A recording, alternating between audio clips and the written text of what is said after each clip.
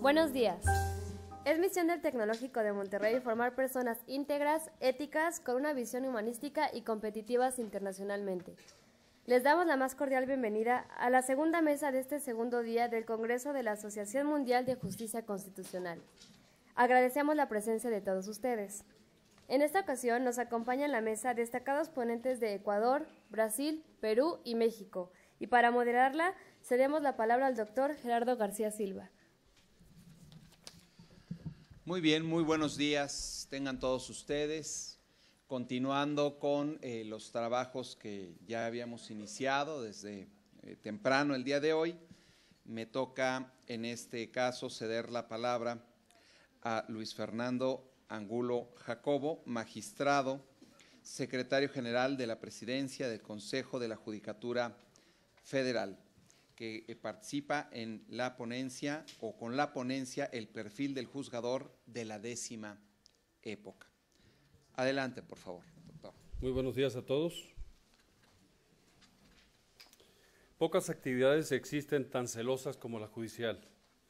A ella hay que dedicarle jornadas extenuantes, es como un sacerdocio. Hay que entregarse por completo, pero si se tiene vocación, esa entrega se realiza con gusto. Estas palabras son del doctor Jorge Carpizo, a quien hoy se rinde homenaje con este congreso, quien fue un jurista comprometido con el estudio, con el desarrollo del Estado, quien formó instituciones tales como la Comisión Nacional de los Derechos Humanos e hizo importantes aportaciones a la teoría constitucional, a los derechos humanos, al juicio de amparo, a la labor jurisdiccional, entre otras ramas del conocimiento jurídico, tópicos que en su homenaje se abordan en este importante congreso. Antes de empezar con mi ponencia, quiero hacer un especial reconocimiento a las instituciones organizadoras y especialmente a los directores de este congreso, el doctor Vicente Fernández Fernández y el maestro Enrique Carpizo Aguilar. Gracias a esfuerzos de esta naturaleza es que se permite analizar temas que son importantísimos para el mejoramiento del sistema de impartición de justicia. Además, es un honor para mí encontrarme en esta mesa con reconocidos juristas de Latinoamérica. Buenos días, compañeros. Ahora bien, entrando en la materia, debo destacar que uno de los aspectos que creo no se ha desarrollado suficientemente es el perfil que deben cubrir los juzgadores constitucionales.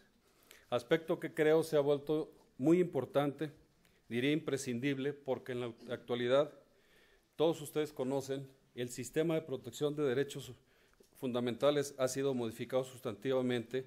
Sin embargo, creo que estarían de acuerdo conmigo en que por mejor sistema que tengamos, si los operadores no están preparados, este sistema colapsaría. En efecto, en México, como seguramente ya lo comentaron el día de ayer, se suscitaron cambios importantes en el sistema de impartición de justicia. Esto a raíz de la resolución de la Corte Interamericana de los Derechos Humanos, conocidos como Caso Radilla. Además de las reformas constitucionales, tanto en materia de derechos humanos como en materia de amparo que se llevaron a cabo en 2011. Estas reformas dieron lugar a la llamada 10ª época del Semanario Judicial de la Federación. Esta resolución de la Corte Interamericana, emitida en 2009, al resolver el mencionado caso, generó un cambio en la perspectiva jurisdiccional sobre la protección de derechos, con lo cual tendría origen en México el llamado control difuso de convencionalidad ex oficio. Posteriormente, en junio de 2011, el constituyente permanente realizó modificaciones constitucionales al fortalecer el juicio de amparo y diversos aspectos relacionados con los derechos humanos. Ustedes ya conocen que antes de estas reformas solo podíamos alegar en el juicio de amparo violaciones directas a la Constitución, de tal manera que si estimábamos que un derecho fundamental contenido en un tratado internacional nos había sido lesionado, no podíamos por la vía de amparo reclamarlo. Se nos consideraba que ese aspecto era de estricta legalidad. A partir de esta reforma se amplía el margen de tutela y ya podemos hacer valer en el juicio de amparo violación a los tratados internacionales. Otro de los aspectos relevantes de las reformas constitucionales consistió de forma expresa en que se dispuso que las normas relativas a los derechos humanos se interpretarían de conformidad con la Constitución y con los tratados internacionales de la materia, favoreciendo en todo momento a las personas la protección más amplia. Con esto se reconoce a nivel constitucional algo que la doctrina ha manejado desde hace mucho tiempo, que es la interpretación conforme y el principio pro persona. Congruente con estas reformas constitucionales, en abril de este año se expidió una nueva ley de amparo. Se abrogó aquella que fue expedida hace más de 70 años, en 1936. Incluso este día, compañeros, se discute, continúa la discusión en la Suprema Corte sobre el tema del bloque de constitucionalidad. Determinarán los señores ministros si los tratados internacionales sobre derechos humanos tienen el rango de la Constitución. De hecho, se les invita a que por la noche puedan ver la repetición. Va a ser una discusión muy interesante, la pueden ver en Sky. Todo lo anterior nos hace plantear la siguiente pregunta. ¿Creen ustedes que estamos en un momento paradigmático en el cual se requiere la redefinición del perfil de juzgadores? Esta pregunta es sumamente importante y considero que la respuesta es afirmativa. Tenemos un nuevo sistema de protección de derechos fundamentales, pero coincidirán conmigo en que este no puede ser operado ni en la forma que se operaba el sistema anterior, ni con los conocimientos en que se operaba ese sistema. Me dirán ustedes que chango viejo no prende maroma nueva, pero en esta materia sí tenemos que hacerlo. Tenemos juzgadores, la mayoría, Poder Judicial de la Federación cuenta alrededor de 1,300 jueces y magistrados federales, que, siendo changos viejos, tenemos que aprender a echar estas maromas nuevas. En esa medida, el juez de la 10ª época debe ser no solo experto en derechos humanos, en derecho constitucional, en derecho procesal constitucional, en teoría de la Constitución, en argumentación e interpretación constitucional, sino también debe ser un experto, un conocedor de la jurisprudencia internacional. Ya la Suprema Corte nos dijo que la que emite la Corte Interamericana en los casos en que México es parte resulta obligatoria para nosotros, y aquella en la que no es parte resulta orientadora, al igual que todas las jurisprudencias que emiten todos los tribunales constitucionales del mundo. Adicionalmente, nuestros jueces y magistrados deben ser expertos en realizar el control difuso de convencionalidad y de resolver los casos sometidos a su conocimiento con base en la interpretación conforme y, como decía, el principio pro persona. Para realizar este tránsito hacia el nuevo perfil que se requiere del juzgador, cobra especial importancia el trabajo del Consejo de la Judicatura Federal. Este es el órgano que se encarga de implementar las políticas públicas judiciales. Tiene como obligaciones constitucionales la administración, vigilancia, disciplina y carrera judicial del Poder Judicial de la Federación. El Consejo ha considerado en esta materia que para que opere adecuadamente el nuevo sistema de protección de derechos fundamentales se debe capacitar intensamente a los actuales operadores jurídicos, así como también se debe redefinir el sistema de selección y designación de jueces y magistrados. Esto es, tenemos una doble vertiente. Una, como decía, capacitar a los jueces y magistrados que ya estamos en el ejercicio de la función, y por otra, modificar el sistema para que logremos preparar a todos aquellos que son aspirantes a ocupar estos cargos. Por lo que respecta a la capacitación, el Consejo ha implementado diversos programas cuyo objeto consiste en fortalecer los conocimientos de los juzgadores y preparar a los secretarios y actuarios sobre el nuevo paradigma de la protección de derechos fundamentales y sobre las modificaciones en el juicio de amparo, cursos que se imparten en todos los estados de la República. Ahí utilizamos las tecnologías de la información para algunos realizarlos aquí, transmitirlo vía videoconferencia a toda la República, y en aquellos aspectos o aquellos estados o circuitos o distritos en los que no podemos implementar esta medida, llevamos la capacitación hacia allá.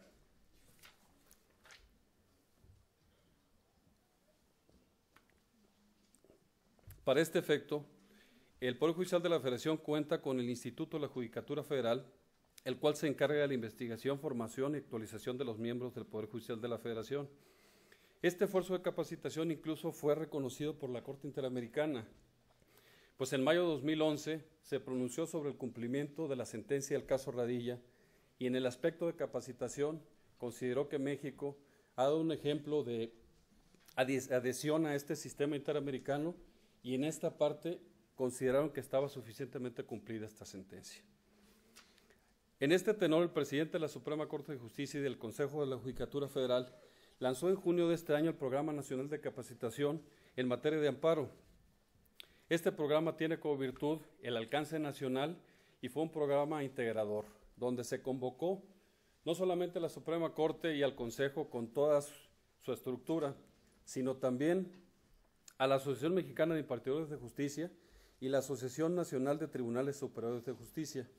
De esta manera, todos los juzgadores están integrados o están comprendidos en esta capacitación y en lo que hace a los diversos rubros, academia, autoridades responsables, es la Suprema Corte de Justicia a través de las Casas de la Cultura que está llevando a cabo esta capacitación integral. Dentro de las acciones que se han implementado además dentro de este programa, se destaca que tanto el año pasado como en el presente, el Consejo llevó a cabo una serie de diálogos entre los juzgadores del país a fin de lograr una mejor instrumentación de la Constitución y de la nueva Ley de Amparo. En este marco, el Instituto de la Judicatura Federal imparte actualmente el diplomado Reformas Constitucionales de Amparo y Derechos Humanos en la Labor Jurisdiccional, el cual están cursando más de 1,500 servidores públicos.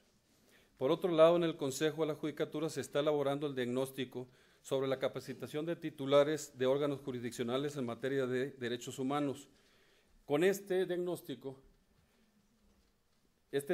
nos permitirá conocer cuál es el grado de capacitación que tienen nuestros juzgadores en esta materia y nos permitirá programar la capacitación para el siguiente año para cubrir todos los aspectos en los que veamos que hace falta reforzarla.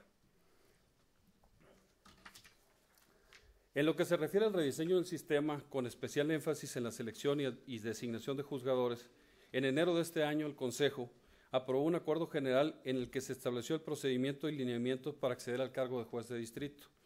En este acuerdo, a diferencia de los anteriores, se exige a los participantes que tengan especial conocimiento en tratados internacionales que protejan derechos humanos. En los años previos, en los exámenes para acceder a este cargo se privilegiaba a los aspirantes que conocieran sobre todo las normas y la jurisprudencia de origen nacional, no así de tratados ni de jurisprudencia extranjera. De esta forma, estos acuerdos dan un paso determinante al reconocer la importancia de estos instrumentos. El acuerdo aprobado este año constituyó el sustento normativo para que se llevara a cabo el 18º concurso interno de oposición para jueces de distrito, en el cual se inscribieron 1,463 secretarios de juzgado y de tribunal colegiado, unitario y de la Suprema Corte.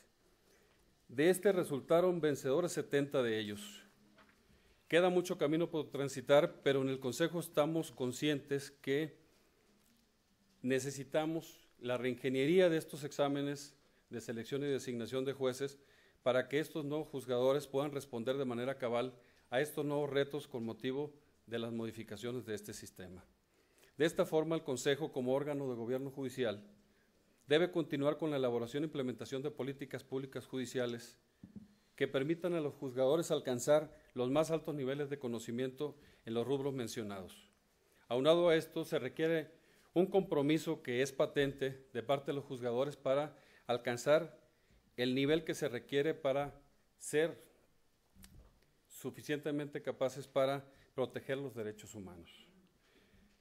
En relación con todo lo anterior, el doctor Jorge Carpizo sostenía que los juzgadores no deben descuidar el estudio, tienen que actualizarse de forma constante, su mente debe estar abierta a las nuevas corrientes jurídicas y a la evolución del derecho. La realización de este congreso, por tanto, creo, es uno de los mejores homenajes que se puede hacer al doctor Jorge Carpizo. Muchas gracias.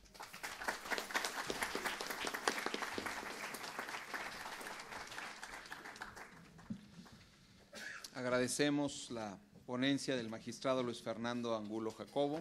Muchas gracias, magistrado. Y ahora vamos a ceder el uso de la palabra al doctorando Pablo Andrés Alarcón Peña, de Ecuador. Doctorando en Derecho de la Universidad Andina Simón Bolívar, docente de posgrado en el área de Derecho de la Universidad también Andina Simón Bolívar, sede Ecuador, y Universidad de Especialidades Espíritu Santo de Guayaquil. Asimismo, el doctorando Pablo Andrés Alarcón Peña es asesor de la presidencia de la Corte Constitucional de Ecuador. Su ponencia se intitula El Estado Constitucional de Derechos y las Garantías Jurisdiccionales. Adelante, por favor, tiene uso de la palabra. Bueno, buenos días con todos. Ante todo quisiera, por supuesto, agradecer a los profesores Vicente Fernández y al profesor Enrique Carpizo por la organización de eventos tan importantes como estos, y qué mejor que en una casa de estudios tan prestigiosa como esta. Sin duda alguna, y creo que esto es algo muy importante, todos estos días hemos estado varios ponentes representando a nuestros países para tratar de compartir experiencias y conocimientos de cómo se va desarrollando el derecho constitucional en nuestros países. Yo celebro la realización siempre de eventos como estos porque realmente se constituyen en auténticos ejercicios de derecho comparado, un derecho comparado que de hecho se sustenta en una relación de tipo horizontal y en la que todos nos reconocemos como iguales y por lo tanto podemos compartir experiencias y conocimientos. Muy diferente, ¿verdad?, a lo que sucedía con ese concepto de derecho comparado, en el que generalmente asumíamos una posición pasiva y había una imposición y no un diálogo. Así que esto es muy importante y nuevamente celebro que se realice un evento de esta naturaleza. Dentro del ámbito de mi país y la temática que se ha mencionado, pues es el Estado Constitucional de Derechos y Justicia y las garantías jurisdiccionales de los derechos constitucionales.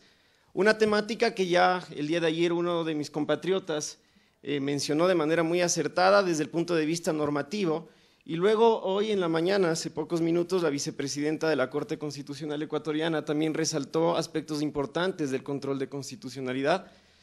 Pues yo quería, en lugar de quizás ahondar más desde el punto de vista normativo, traer a colación un caso práctico de la Corte Constitucional Ecuatoriana que quizás denota principalmente cómo se está efectivizando o cómo se está logrando la eficacia de esa Constitución, que muchos de ustedes habrán escuchado y que para muchos es una Constitución que es completamente garante y que reconoce derechos de todo tipo y garantías de todo tipo para la justiciabilidad de esos derechos constitucionales.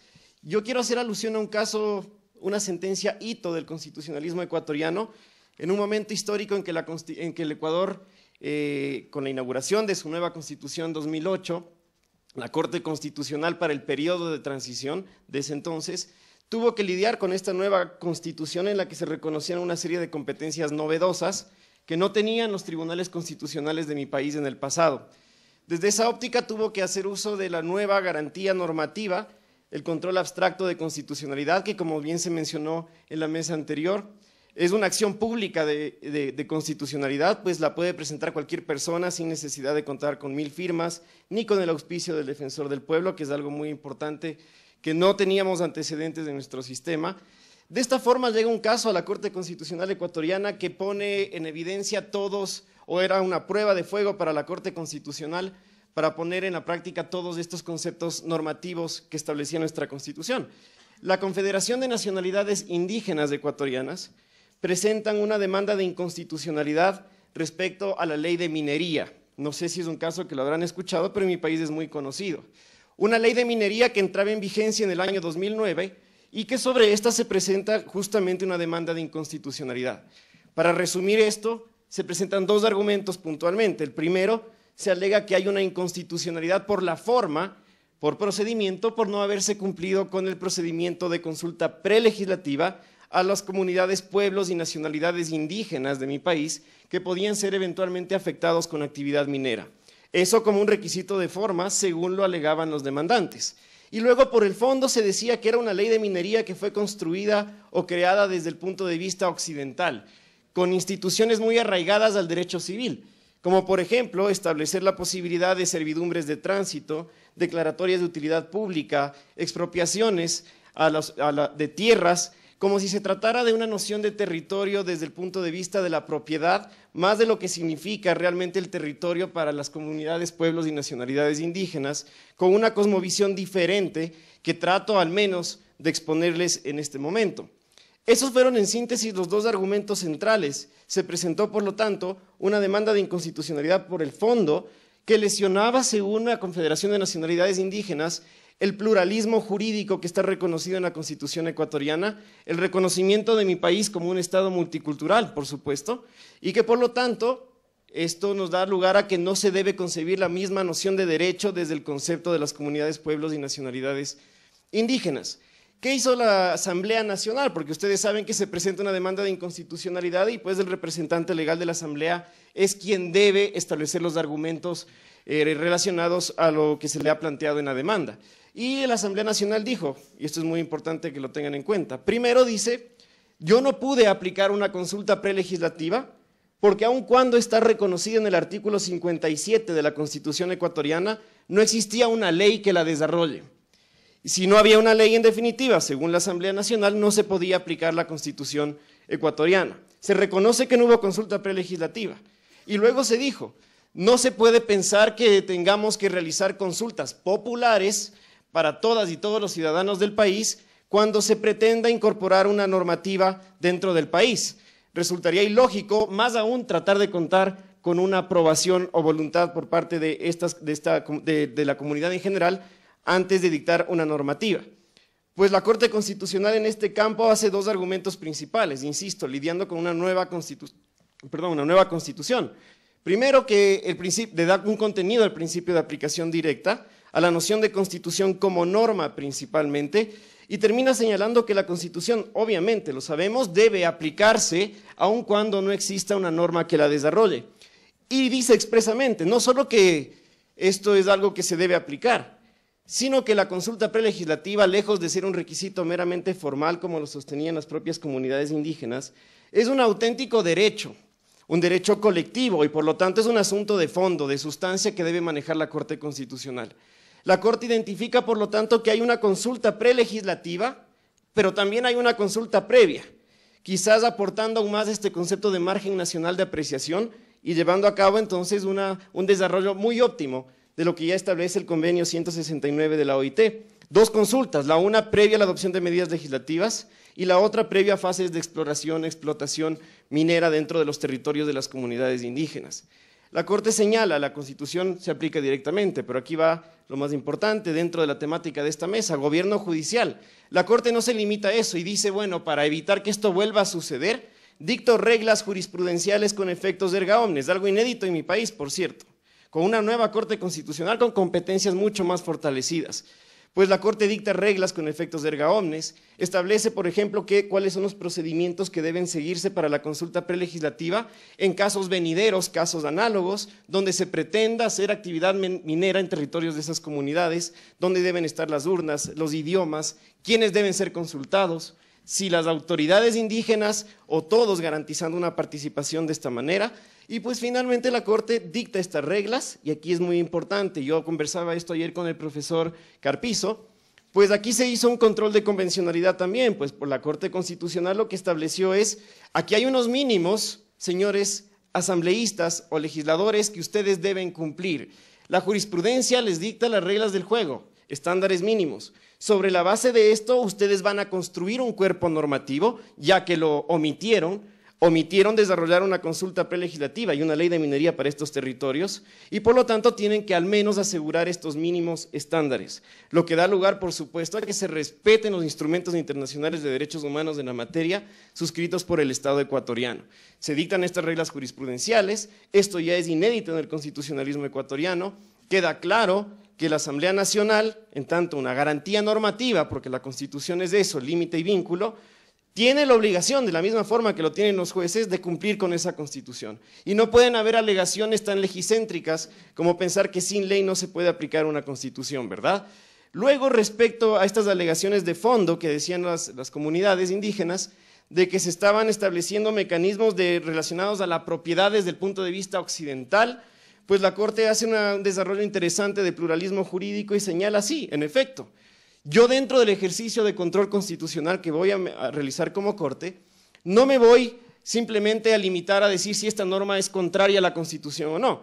Era evidente que no reconocía la consulta para comunidades, pueblos y nacionalidades indígenas. ¿Qué hizo la Corte? La Corte dijo, esta ley de minería, desde el punto de vista y con su creación con instituciones desde muy occidentalizadas, muy civilistas, es plenamente aplicable a la actividad minera que se pretende realizar en el Estado ecuatoriano, en cualquier territorio, pero que no sea de las comunidades, pueblos y nacionalidades indígenas.